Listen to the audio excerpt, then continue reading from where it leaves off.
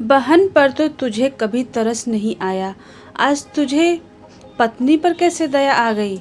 मीनाक्षी कपड़े धोकर उन्हें सुखाने के लिए आंगन में जा ही रही थी कि तभी उसका पति महेश, जो कुछ देर पहले ही मॉल से अपने लिए 2 जोड़ी कपड़े खरीद कर लाया था, वह मीनाक्षी के हाथ से कपड़े लेकर बोला, तुम कमरे में जाकर आराम करो, कपड़े मैं सुखा दूंगा। यह सुनकर मीनाक्षी आश्चर्य से बोली, अब से पहले तो कई बार कहने पर भी आपने मेरी कभी मदद नहीं की थी, आज कैसे आपको मुझ पर तरस आ गया।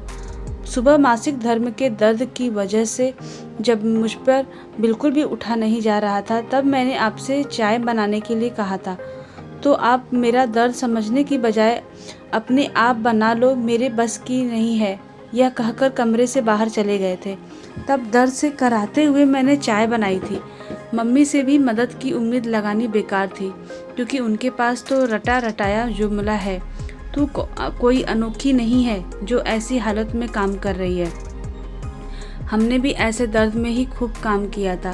तब मैंने दर्द निवारक गोली लेकर और हीटिंग पैड से सिकाई करके जब दर्द में थोड़ी राहत मिली, तब घर की सफाई की खाना बनाया और कपड़े धोए। तुम तो आदमी हो, तुम्हें जब दर्द में काम करना पड़ता है तब कितना बुरा लगता है। मुझे दर्द में काम करते देखकर मेरी मदद करने की बजाय मॉल में कपड़े खरीदने चले गए। उसी गलती से शर्मिंदा होकर तो मैं तुम्हारी मदद कर रहा हूँ, कहते हुए मानो तार पर कपड़े सुखाने लगा था। उसे कपड़े सुखाते देखकर उसकी मम्मी कमला देवी व्यंग से बोली, बहन पर तो तुझे कभी तरस नहीं आया, आज तुझे पत्नी पर कैसे दया आ गई। अपनी बहन पद्मा पर तो तुझे कभी दया नहीं आती थी, उससे ऐसी हालत में कभी अपने लिए मटर पनीर की सब्ज़ी बनवाने को कहता, कभी छोले भटूरे बनाने की फरमाइश करता था। जब मैं उससे बनाने के लिए मना करती तब तू गुस्सा होकर मुंह फुलाकर बैठ जाता था। तब तेरी शक्ल देखकर पद्मा तुझे मनाने के लिए तेरी पसंदीदा व्यंजन बनाती थी। आज मॉल में ऐसा क्या हो गया जो वहाँ से आने के बाद तेरी सोच बदल गई।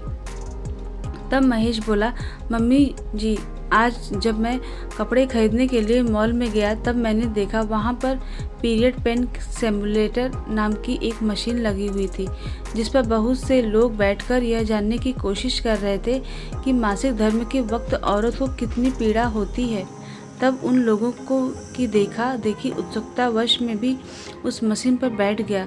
मशीन पर बैठने के बाद जब मुझे उस दर्द का एहसास हुआ तब मुझे अपनी सोच पर बेहद पछतावा हुआ था कि मैं ऐसे वक्त पर अपनी बहन और पत्नी की मदद करने की बजाय उनसे काम करने के लिए कहता था। प्लीज़ मुझे माफ़ कर दो, आज के बाद मैं ऐसी हालत में तुमसे काम करने के लिए बिल्कुल नहीं कहूँगा, बल्कि तुम्हारी मदद करूँगा। मीनाक्षी की तरफ देखकर महेश ने पश्चाताप भरे स्वर में कहा। तब वह मुस्कुराते हुए बोली, भगवान जो करता है अच्छा ही करता है। आज तुम्हारे मॉल जाने पर मशीन की वजह से तुम्हें अपनी गलती का एहसास तो हुआ। वो कहते हैं, ना जाके पैर न फटी बिभाई, वो क्या जाने पीर पराई। आज तुम्हें दर्द हुआ तो तुम्हें पता चला कि यह दर्द कितना असहनीय होता है। वैसे तो तुम हमारी पीड़ा कभी नहीं समझते, चलो तुम्हें माफ़ किया। मीनाक्षी की बातें सुनकर महेश मुस्कुराते हुए कपड़े सुखाने लगा था। दोस्तों, आप लोग कहानी सुनने के बाद आप लोग चैनल को सब्सक्राइब नहीं करते हो, प्लीज़ आप लोग सब्सक्राइब ज़रूर करिए, चैनल को लाइक करिए और दोस्तों में बहुत सारा शेयर करिए। और मिलते हैं अपनी नेक्स्ट कहानी में, तब तक के लिए बाय बाय।